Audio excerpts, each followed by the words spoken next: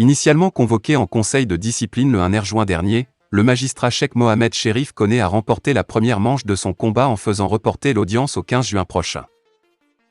Salut les amis et bienvenue sur Mali Koura TV. N'oubliez pas de vous abonner et d'activer la cloche de notification. C'était au terme d'une audience expéditive à la Cour suprême qui n'a duré que 4 minutes. Le magistrat rebelle avait saisi l'occasion pour mettre en cause la qualité du président de la transition à présider le Conseil supérieur de la magistrature. Le procès de la magistrature, c'est ainsi que Cheikh Mohamed Cherif Koné qualifie la procédure disciplinaire engagée contre lui par le président de la transition, auteur d'un double coup d'État. Mon grand souhait est que la procédure soit menée jusqu'à terme, conformément à la loi, sans la moindre entrave de notre part, a-t-il écrit dans un mémo envoyé le 1er juin dernier au procureur général de la Cour suprême, président de la procédure disciplinaire. Dans son mémo, le magistrat indique que « nos dirigeants ne sauraient demeurer en marge du droit ». Car, à son avis, ce serait une démission pour les membres de nos organisations de rester inactifs et muets face aux atteintes les plus graves à l'indépendance du pouvoir judiciaire, aux règles de procédure, ainsi qu'aux libertés et droits fondamentaux consacrés par les instruments internationaux et notre Constitution. En effet, c'est en sa qualité de président de l'Association malienne des procureurs et poursuivants, AMPP, que Cheikh Mohamed Cherif Koné avait dénoncé la procédure conduisant à l'arrestation de l'ancien Premier ministre Soumelou Boubèye Maïga et l'ancienne ministre des Finances Boiré Fili Sissoko, dans l'affaire des équipements militaires. Cette prise de position lui avait valu d'être limogé, en septembre 2021, de son poste de premier avocat général près la Cour suprême du Mali. Mais Cherif Koné ne désarme pas. Au contraire, le magistrat assure qu'il est hors de question pour lui de cautionner la violation des principes et règles de démocratie de la part de quiconque, y compris d'un président de transition. Pour le magistrat convoqué, la qualité du colonel Assimi Goïta, premier magistrat du pays et président du Conseil supérieur de la magistrature, sont légitimement discutables pour être juridiquement contestables, au regard de notre Constitution, de la Charte de la transition et du droit international. Pour sa défense le 15 juin prochain, Cheikh Mohamed Cherif Koné révèle sa stratégie. Du moins en partie. Pour ce faire, le magistrat s'est entouré d'un pool de juristes de renommée nationale et internationale dirigé par le redouté maître Kassoum Tapo, dernier ancien ministre de la Justice du défunt président Ibeka. Le président de la transition, le colonel Assimi Goïta, chef de l'État, a procédé à la pose de la première pierre de l'usine de cimenterie Atlas à Diogar, ce jeudi 2 juin 2022. Cette cérémonie a enregistré la présence du président du Conseil national de transition, du Premier ministre, du ministre de l'administration territoriale et de la décentralisation, du ministre de l'Industrie et du Commerce, du gouverneur de la région de Koulikoro et du maire de la commune rurale de Diogar.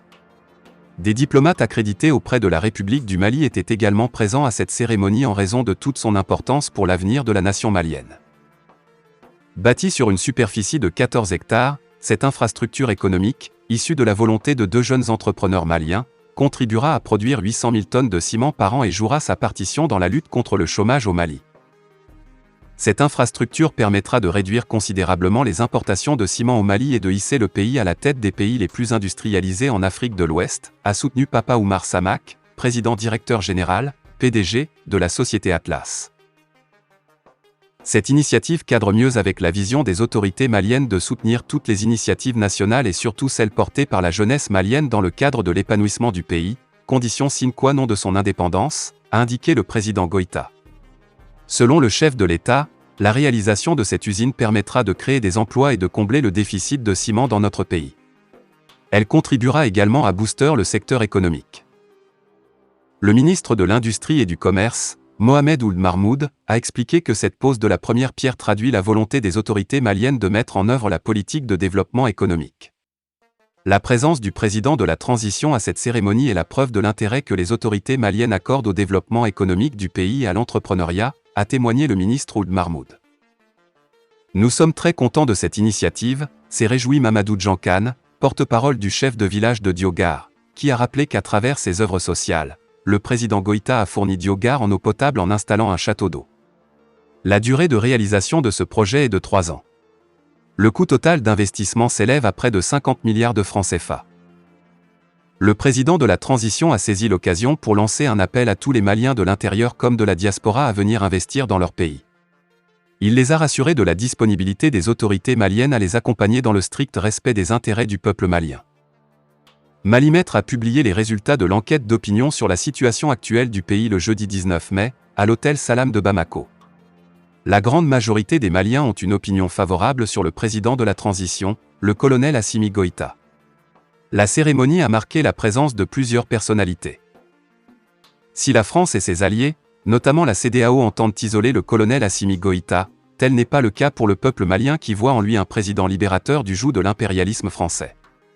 En effet, Malimètre a réalisé du 13 mars au 4 avril 2022 une enquête d'opinion sur les événements récents du Mali. Le sondage a porté sur un échantillon total de 2344 personnes âgées de 18 ans et plus dans le district de Bamako et dans toutes les capitales régionales, y compris Kidal, Ménaka et Taoudéni. Concernant l'évolution de la situation générale du pays, les résultats ont montré que plus de 84% indiquent que la situation générale du pays s'est améliorée au cours des 12 derniers mois. Pour la gestion de la transition, plus de 67% des enquêtés sont très satisfaits et 28% plutôt satisfaits. Selon le représentant résident de Friedrich Ebert Stiftung, Christian Klatt, l'objectif du sondage est de recueillir l'opinion des Maliennes et des Maliens sur différentes questions marquantes de l'actualité ou décisives pour le présent et le futur du pays. Pour lui, la proportion de personnes qui estiment que la situation générale du pays s'est améliorée a connu une augmentation de 50 points de pourcentage. Contrairement à la CEDEAO qui exige 18 mois pour la durée de la transition. Dans l'ensemble, selon les résultats du sondage, la situation que la transition devrait durer en moyenne de 3 ans et 8 mois pour permettre aux autorités de la transition d'organiser les élections. Toujours selon les mêmes résultats, les personnes enquêtées ont plus confiance au président de la transition, le colonel Assimi Goïta. Ce taux s'élève à plus de 72%. Fin de la vidéo, merci pour votre attention.